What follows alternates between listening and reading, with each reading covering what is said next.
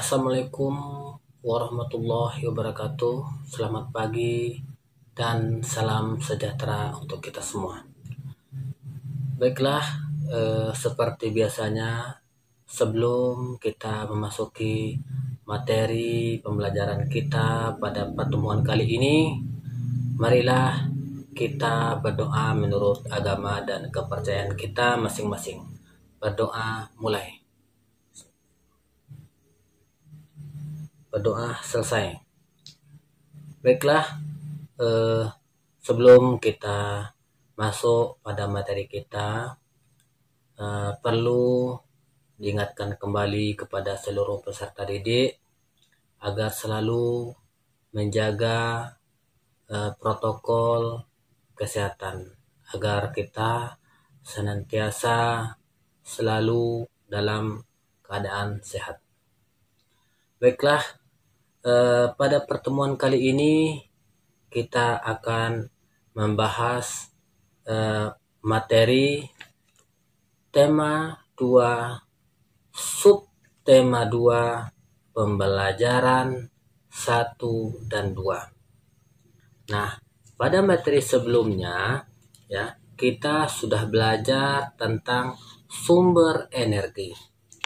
Nah, untuk pada pertemuan kali ini kita akan membahas lebih dalam lagi tentang manfaat energi dalam kehidupan sehari-hari.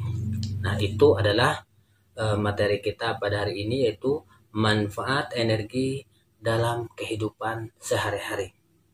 Nah, sebelum kita masuk materi manfaat energi dalam kehidupan sehari-hari, kita harus tahu terlebih dahulu apa yang dimaksud dengan manfaat dan apa yang dimaksud dengan energi. Nah, arti manfaat yaitu kegunaan. Sedangkan energi sudah dijelaskan pada materi sebelumnya, yaitu energi adalah kemampuan untuk melakukan usaha atau kerja. Itulah yang dimaksud dengan energi. Nah, sekarang mari kita perhatikan jenis-jenis energi. Dari ini, jenis-jenis sumber energi yaitu ada 2. Yang pertama ada energi alternatif, dan yang kedua ada energi non-alternatif atau energi yang tidak dapat diperbaharui. Nah, energi alternatif. Apa yang dimaksud dengan energi alternatif? Energi alternatif adalah energi pengganti apabila energi non-alternatif habis.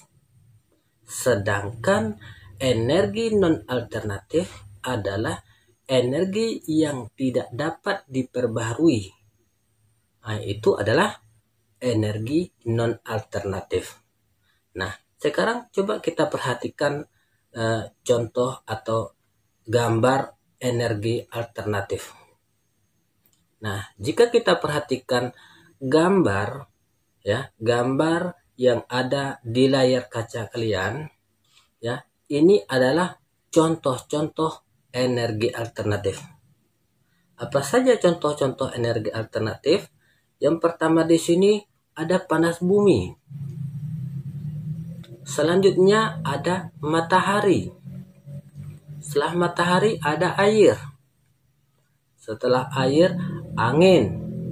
Dan setelah angin ada biomasa. Inilah yang dikatakan atau contoh-contoh sumber energi alternatif. Nah, sekarang Bapak akan menjelaskan sebagian contoh sumber energi alternatif. Nah, coba kita perhatikan gambar berikut ini. Nah, ini adalah sumber energi alternatif berupa matahari. Apa manfaat energi matahari untuk kehidupan kita sehari-hari? Manfaat energi matahari untuk kehidupan kita sehari-hari dapat kita manfaatkan sebagai pembangkit listrik tenaga surya.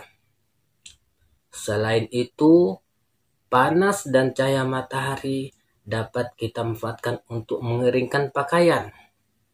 Ya, dan masih banyak lagi manfaat-manfaat energi matahari untuk kehidupan kita sehari-hari.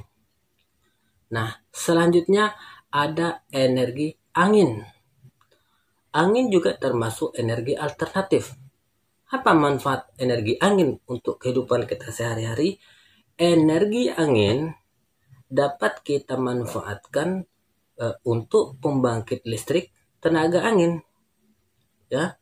Nah, selanjutnya ada lagi air. Air juga termasuk energi alternatif. Kenapa termasuk energi alternatif? Karena air juga tidak pernah habis. Nah, inilah contoh-contoh sumber energi alternatif. Ya, jika kita perhatikan masih banyak lagi contoh-contoh sumber energi alternatif.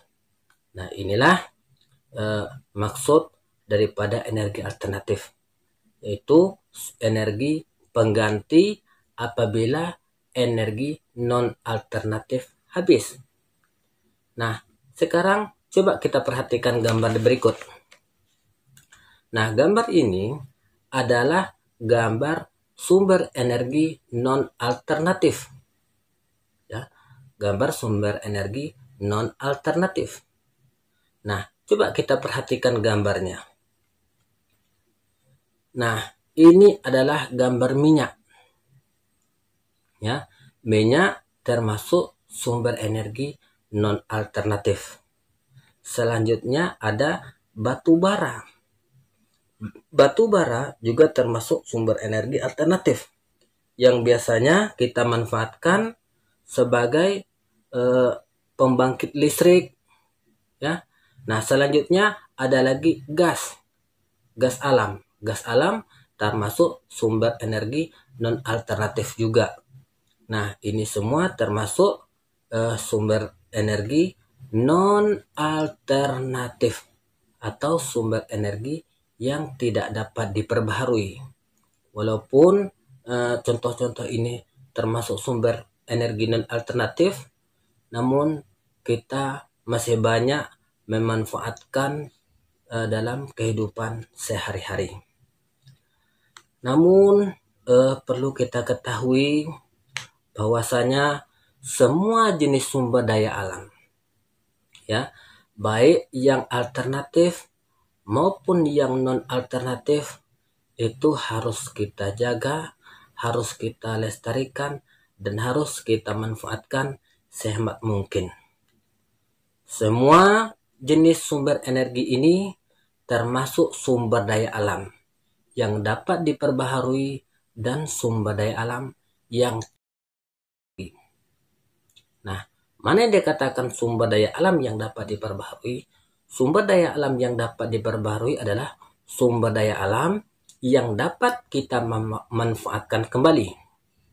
Sedangkan sumber daya alam yang tidak dapat diperbaharui adalah sumber daya alam yang tidak dapat kita manfaatkan kembali. Itulah perbedaan sumber daya alam yang dapat diperbaharui dan sumber daya alam yang tidak dapat kita perbaharui. Nah, sumber daya alam ini harus kita manfaatkan sehemat mungkin. Ya. Nah, sekarang coba kita perhatikan gambar berikut ini. Nah, jika kita perhatikan kedua sisi pada gambar ini, terutama yang Bapak beri tanda merah, bergaris merah, itu menandakan bahwa bumi ini dilestarikan dengan baik. Ya, maka bumi ini tampak aman, indah, dan lestari. Tetapi yang sebelahnya yang tidak diberi tanda bergaris merah itu menandakan bahwa bumi ini sudah rusak. Kenapa bisa demikian? Karena manusia memanfaatkan sumber daya alam. Baik itu sumber daya alam yang dapat diperbaharui maupun sumber daya alam yang tidak dapat diperbaharui secara berlebihan.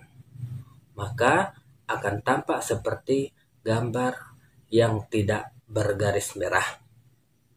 Nah, tetapi kita dapat memanfaatkan semua sumber daya alam ini, baik sumber daya alam yang dapat diperbaharui maupun yang tidak dapat diperbaharui, untuk memenuhi kebutuhan kita dalam kehidupan sehari-hari. Dengan syarat kita harus memanfaatkan sumber daya alam sehemat mungkin dan kita lestarikan agar alam kita ini tetap terjaga dan tetap lestari. Nah, terutama di Indonesia ini. Nah, kita tahu bahwa Indonesia ini kaya akan sumber daya alam. Terutama salah satunya adalah sumber daya alam berupa rempah-rempah. Nah, apa contoh-contoh rempah-rempah yang ada di Indonesia ini? Salah satunya yaitu yang pertama ada merica, ya, ada merica, ada lada, ada cengkeh, ya, ada kayu manis, ya, dan masih banyak lagi contoh-contoh rempah-rempah yang ada di Indonesia. Nah, jadi kita sebagai putra dan putri bangsa Indonesia harus bangga bahwa Indonesia ini kaya akan rempah-rempah. Nah, sekarang kita sudah tahu bahwa Indonesia ini memiliki sumber daya alam berupa rempah-rempah. Nah, sekarang apakah kita tahu apa itu yang dimaksud dengan rempah-rempah?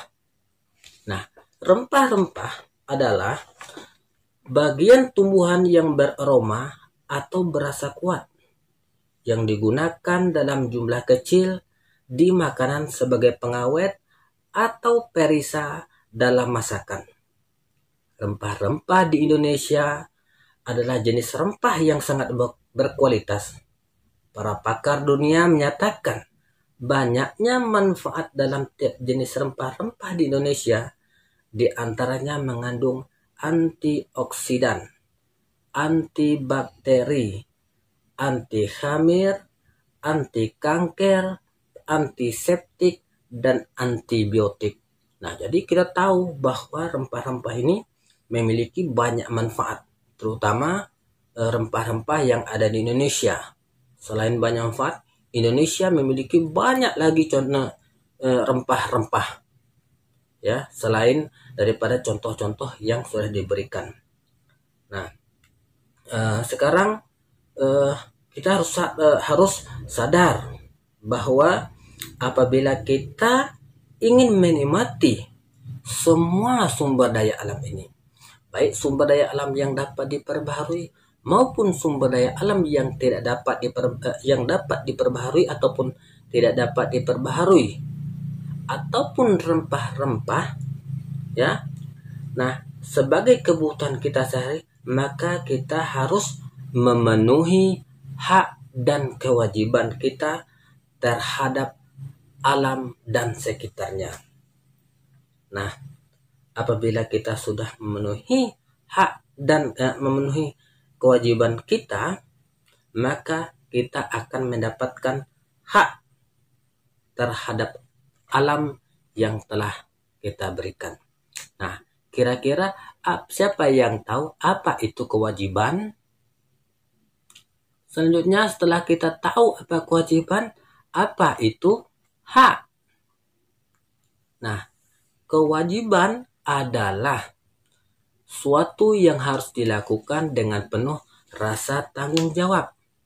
Setelah kewajiban terlaksana, baru kemudian hak bisa dituntut. Kemudian ada hak. Hak adalah suatu yang mutlak atau harus menjadi milik seorang.